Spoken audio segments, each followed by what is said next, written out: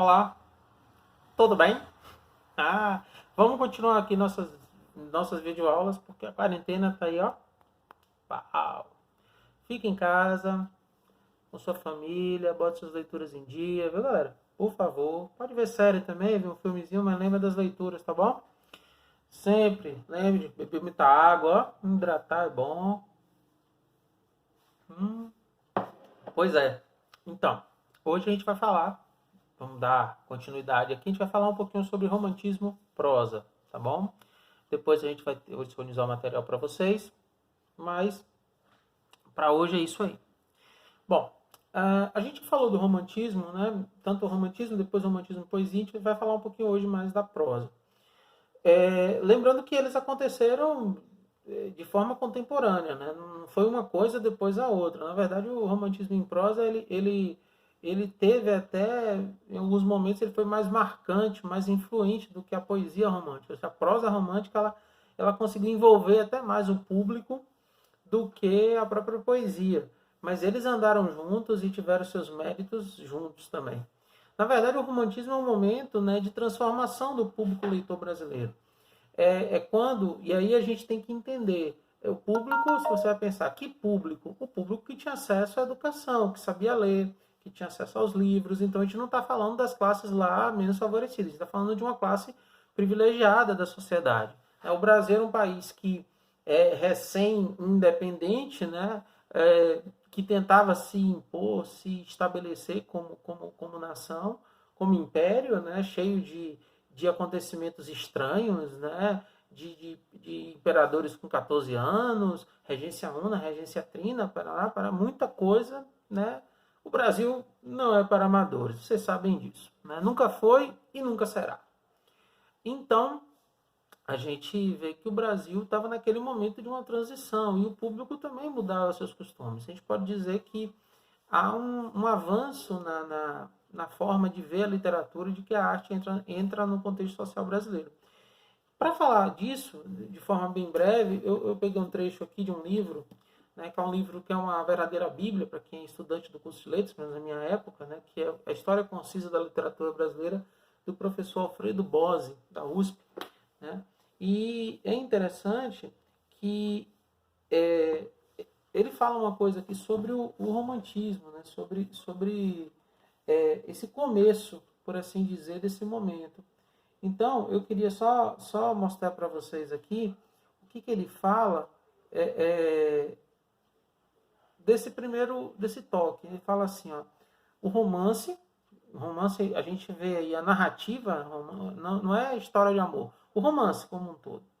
Foi, a partir do romantismo, um excelente índice dos interesses da sociedade culta e semiculta do Ocidente. A sua relevância do século XIX se compararia hoje à do cinema e da televisão. Leia-se também na internet, né, dos streamings e de outras coisas. Então a gente tem aí uma importância muito grande, porque é quando o romance chega ao Brasil, quando o romance começa a ser produzido no Brasil, a gente costuma dizer que o romantismo é uma literatura feita por brasileiro, para brasileiro e no Brasil. Nós já tínhamos imprensa, né, trazida junto com os portugueses a partir de 1908. Então, a gente tem uma literatura que termina dando caldo, né, dentro da nossa realidade. Claro, com muitas questões a serem observadas, mas sem dúvida é uma mudança significativa. Tá? E aí a gente vai falar um pouco desse horizonte que se pinta aí com essa questão do romance romântico ou da prosa romântica, de suas características e subdivisões, para a gente poder apenas direcionar. Eu lembro que a gente tem aqui uma dificuldade, né? Como eu sou uma pessoa limitadíssima quanto ao uso do recurso tecnológico no que se refere a vídeo, e eu não sei editar vídeo, então vocês vão ter as imagens aí, mas eu vou tentando mostrar aqui e vocês acompanham nos seus materiais, nos seus estudos também. Ok? Beleza? Um dia eu aprendo, tá? Eu prometo que eu chego lá. Não sei quando, mas eu chego. Bom, e aí a gente tem assim um detalhe importante nesse momento. Tem um outro trecho aqui, esse é interessante porque esse é específico, né? Se eu lembrar, que é isso aqui, ó. Olha o que o Bose fala.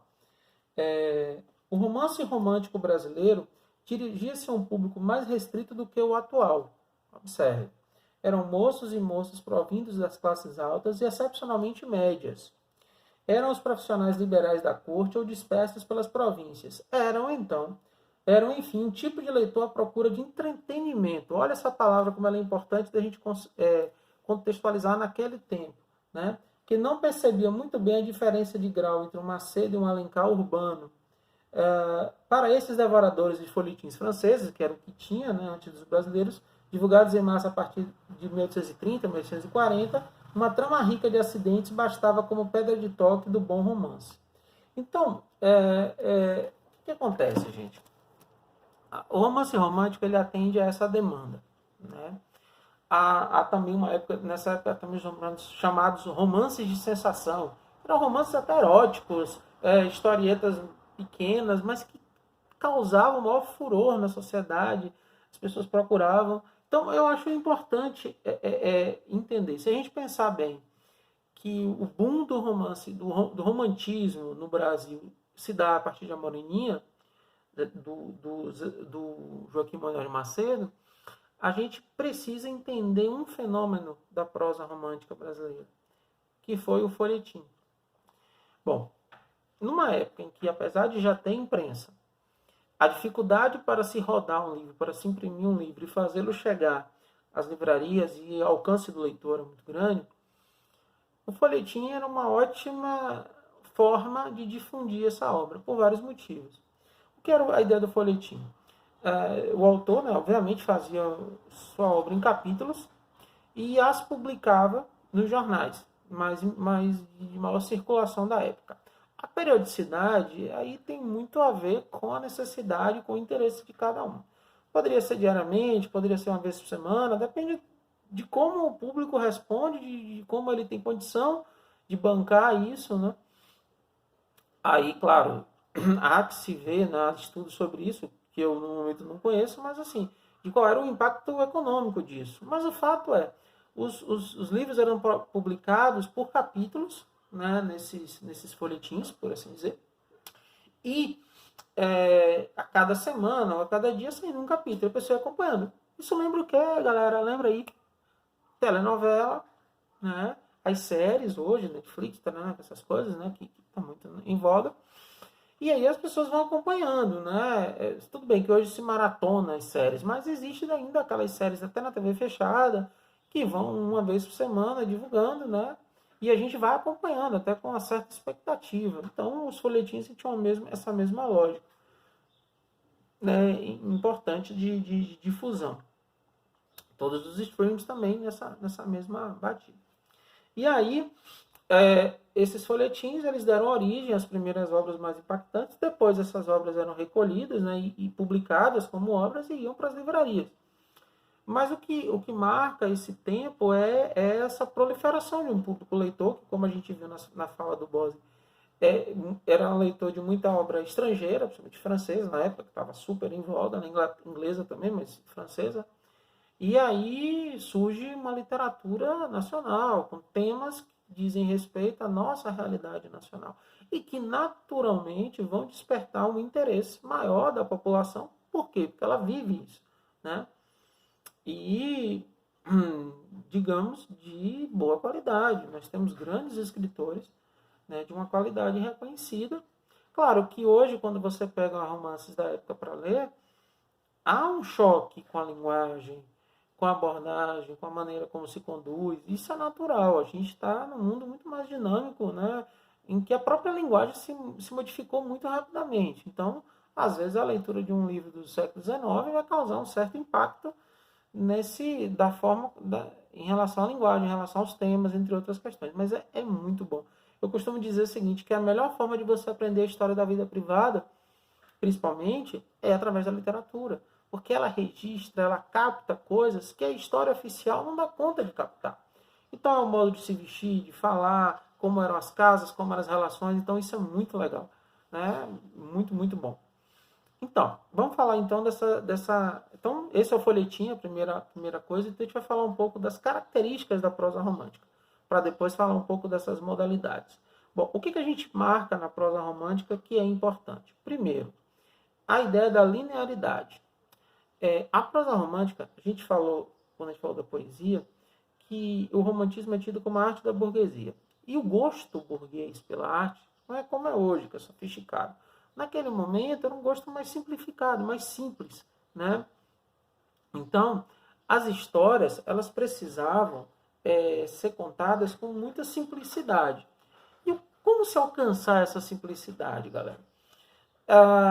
Início, meio e fim bem definidos, sem grandes surpresas de enredo. No máximo, você ter ali o chamado o flashback. Né? O que acontece? Por exemplo, em Senhoras de Alencar, onde ele pega e ele destina um capítulo da obra, que é o segundo, todo para um flashback. Até para que o leitor, olha só qual era o objetivo. O flashback ele servia para que o leitor pudesse entender melhor o enredo da obra. Então havia uma preocupação de estar tudo muito bem detalhadinho. A linguagem não era uma linguagem rebuscada. Claro, aqui e ali tinha mais exageros, havia exageros, mas não é uma coisa absurda. E, né, então a linearidade era um ponto importante. Outro ponto também que a gente destaca é a ideia da previsibilidade. O final da história a gente já sabia. Né? Por mais que o enredo fosse bem tramado, que ele tivesse reviravoltas e outras possibilidades, o final era sempre ou uma grande catástrofe, ou, que era mais comum, o amor vencer todas as dificuldades, todos os problemas. O amor venceria tudo, principalmente o amor, né? Mas o sentimento, de uma forma geral. E então essa previsibilidade fazia também outro aspecto, com que os personagens, normalmente, né, claro, várias exceções, fossem personagens mais rasos, onde inclusive você tinha uma prevalência da descrição. É a descrição essa que muitas vezes incomodava pelo exagero da descrição. Né? Há muitos... Iracema, por exemplo, tem uma carga descritiva da personagem Iracema muito forte. Né? Então a gente vai ver que essa previsibilidade também, a conduta dos personagens batia um pouco nisso. Claro que há obras e obras, né? Alguns textos de uma vamos dizer assim, que antecipavam um pouco a lógica realista. É bom lembrar, antes que vocês esqueçam, que Machado de Assis, o grande realista, talvez um dos maiores escritores brasileiros de todos os tempos, ele também foi romântico, ele também escreveu romances românticos e se valeu desses aspectos. Só que o Machado de Assis ele já tinha uma outra linha de pensamento, então ele saiu um pouco do perfil basicão, mas ele também se enquadrava aí nessas características nos seus romances românticos. Tá? Então, eu falei da linearidade, da previsibilidade, a questão da religiosidade também, a gente vai ver, o romantismo ele é muito ligado com a perspectiva da fé, do subjetivo, né? Então a gente vai ter muita religiosidade, muitos costumes religiosos, né? Costumes que a gente consegue ver de forma bastante recorrente nessas obras, né? Então a gente vai encontrar essa religiosidade também presente. Há também a questão dos costumes sociais, né? A gente vai ver muito isso tratado dentro da obra. A obra ela tem, os enredos são muito travados em cima da perspectiva dos costumes sociais, principalmente os romances urbanos. Né? Então você vai ver coisas muito marcantes, como questão de casamento, família, dote, valores sociais. Né? Então há muita coisa envolvida. Eu posso destacar ainda aí já do campo do tema alguns itens que nós já vimos lá na poesia, que é o nacionalismo ufanista, né? Através principalmente do indianismo, afinal a gente tem a prosa indianista, principalmente do Zé de Alencar, né? Que marca bastante esse momento. A gente vai ter também uma visão de descobrimento do Brasil do ponto de vista nacionalista, da natureza. Então, assim, o romance romântico ele é extremamente rico. Né? Ele tem muitas possibilidades. Foi o grande boom de produção literária no Brasil naquele momento. Né? Muitos autores escrevendo muita coisa. O próprio Zé de Alencar é uma máquina de escrever, cara. Escrevia muito. Né? E escrevia bem. Né? Inclusive, o Machado de Assis, que seria um dos maiores críticos, né, do ponto de vista do realismo em relação ao romantismo, era fã do Zé de Alencar, tinha uma amizade com o filho dele e tal. Porque o Zé de Alencar realmente produziu muita coisa boa. Claro que hoje talvez não seja o campeão de simpatia entre os estudantes do ensino médio, da educação básica, mas ele é muito bom. Né? Claro que tem obras que não vão ser colocadas nessa linha. Mas a gente pode destacar isso aí, tá? Eu queria ainda chamar a atenção, se eu me lembro bem, sobre outro ponto importante, que é a questão das idealizações. Né? O romance romântico, ele colocava um ponto de vista da idealização. Geralmente, e aí entra a questão da mulher no romantismo. Né? A mulher era muito idealizada, principalmente naquele perfil um pouco machista, perfil machista, da fragilidade. Né? Então, a mulher era sempre de reações extremas, né? de uma fraqueza, de uma fragilidade. E quando ela era forte, ela sucumbia em algum momento à força aquela coisa da proteção masculina. Eu não vou entrar no mérito dessa questão, mas eu sempre falo isso, que a gente tem que respeitar o momento da época. Né? É importante termos o olhar crítico de que essa é uma perspectiva machista, né?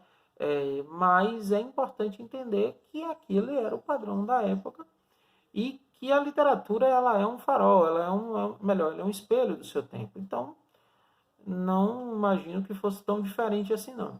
Mas hoje é importantíssimo a gente se debruçar sobre essas obras e fazer justamente essa crítica e atualizar para os dias de hoje, né? Que eu acho que merece esse olhar mais crítico, mais aprofundado, e que a partir disso aí a gente possa mudar essa perspectiva, que, pelo amor de Deus, não tem nem razão de ser. Mas é importante a gente salientar isso aí. Bom, eu vou falar um pouco das modalidades e aí eu falo dos autores e das obras mais importantes. A primeira prosa que eu destaco é a prosa indianista, ou romance indianista brasileiro. O grande artífice da prosa indianista brasileira, sem dúvida, é o Zé de Alencar. Cearense, gente boa, né? Então, é importante que a gente possa lembrar que lá, quando a gente falou da poesia romântica, a gente viu Gonçalves Dias, principalmente Gonçalves Dias, tem muitos pontos de contato da lógica dos temas. Né? Mas o Zé de Alencar, até pela prosa, dá essa possibilidade, ele conseguiu aprofundar ainda mais esse debruçar-se sobre o índio e sobre sua postura, sobre sua posição no Brasil. É claro, o índio está a serviço do homem branco. O índio bom é o índio fiel ao homem branco. Né? O índio que é modelo, que é índice de nacionalidade, que é símbolo, não é aquele índio que se rebela contra o branco, que o quer colonizar, que o quer dominar. Né? O índio que serve de modelo é o índio que é corajoso, que é capaz, que é destemido, que é fiel ao branco. E aí, em Guarani, por exemplo, isso para mim parece ser bem claro. Você tem uma tribo inimiga e a tribo inimiga, como ela não atende aos interesses do protagonista, aqueles índios não são modelos de nacionalidade. Né? E aí há muitas coisas que são inseridas no contexto do romance indianista, né? A questão da natureza, como um silfanista, né? A natureza é maravilhosa, é perfeita, o Brasil é rico e tal. A construção da imagem do índio como sendo um povo fundador, cheio de virtudes, né? Claro que aí ninguém vai entrar na lógica de como eles foram dilacerados pela colonização dos brancos. Mas, né, é por isso que eu digo, a gente tem que ter sempre o olhar crítico, cara. A gente não pode estar só enaltecendo sem ter o viés crítico para poder questionar também, né? E é para isso que serve essa diferença do tempo. Literatura, ela tem que ser analisada, na minha visão, na minha humilde visão, é isso. A gente tem que olhar para trás e fazer a crítica. E não apenas apontar, rotular, e por isso demonizar a literatura, porque tal autor era machista. Por que ele era machista? Entendeu? Então quer dizer que ele não produziu nada que prestou porque ele era machista, ou porque ele era preconceituoso e tal. Então, se a gente for assim, a gente demoniza muitos grandes escritores. Tá? Mas isso aí é bem polêmico, eu não vou entrar nessa seara, não. Já entrei demais. Então, o romance indianista, né, ele aponta características que a gente já falou aqui quando falou da poesia indianista. Então, o indianismo, o nacionalismo ufanista, valorização da natureza, idealização. Aí você tem obras como o Guarani, o Birajara, Tronco do Ipê. Então, assim, são obras que vão dar conta desse elemento aí que faz parte desse momento. E Iracema também, né? Pelo amor de Deus, não vamos esquecer. Talvez a obra mais comemorada, mais usada. Eu gosto mais do Guarani, sinceramente. O romance urbano, é, na minha humilde opinião, também o mais rico, né? O que vai adentrar melhor nas questões sociais. Aquilo que eu já falei, o romance urbano ele vai tratar das relações sociais, o seio familiar e também as questões econômicas, que a ambição, né, tudo aquilo que existe por dentro da sociedade em seus profundos becos e hipocrisias, né? Então a gente vai ter uma literatura encabeçada mais uma vez pelo José de Alencar, mas ele não é o único. O Joaquim Manuel de Macedo, com a Moreninha, por exemplo, traz isso também, né? E aí você tem, por exemplo, a tríade fundamental das mulheres de Alencar, né? Lucila, Lucila, Diva e Senhora. São 3 romances urbanos que falam de mulheres. Para mim, na minha humilde opinião, também, Senhora é o mais à frente do seu tempo, porque já tem uma perspectiva em que a mulher ela ensaia uma transformação para além daqueles modelos de que nós já falamos, né? A mulher, a Aurélia, ela é muito cheia de si, tudo bem, que aí vem o spoiler, tá? No final ela meio que sucumbe à ideia inicial que se poderia esperar dela. Mas ela tem esse avanço, essa transformação e essa força, né? Mas o romance romântico urbano, ele é muito cheio desses valores, né? Fala de política, fala de sociedade, e é um retrato muito interessante da corte, ou seja, do Rio de Janeiro, do século XIX. Então, aquilo que eu falei sobre história privada é bem interessante. E aí a gente tem também, para não me esquecer, a questão do romance regionalista. O romance regionalista está um pouco, guardado as devidas proporções, naquela linha ali da defesa do nacionalismo ufanista, né? De mostrar para as pessoas da corte um Brasil que eles não conheciam. E aí você vai ter o gaúcho, você vai ter o sertanejo, mas é uma visão, gente, muito acrítica, né? Muito idealizada do mundo, dos lugares, aí coloca até o Franklin Távora nessa perspectiva. E por fim eu destacaria também a prosa histórica, que é uma releitura bem ao sabor do interesse de formação da nacionalidade, de relembrar fatos da história, as minas de prata, né? De lembrar episódios da nossa história recontados sob o viés romântico, né? Então, essas 4 modalidades são as modalidades mais importantes. Existe também a prosa gótica, de menor influência, mas que também está diretamente ligada àqueles elementos que a gente já viu lá na poesia gótica, na poesia mal do século byronista. De forma resumida, é isso, eu não quero me alongar muito, né? O vídeo também tem que ser curto. A gente vai continuar falando, né? A gente vai finalizar o romantismo e o material, depois vocês também vou passar para vocês, e vocês seguem também acompanhando pelo módulo e as atividades também, tá bom? Eu espero que tenha sido legal, apesar dessa pouca habilidade que eu tenho com o vídeo, mas eu espero que tenha sido legal. Lembre-se, fique em casa, beba água, curta a família, curta seu bichinho de estimação, cuide deles, aproveite, tá bom? E a gente se vê em breve. O tempo tá acabando, eu vou desligar, então, por favor, tá acabando, tá bom? E em breve tem mais. Valeu? Fui!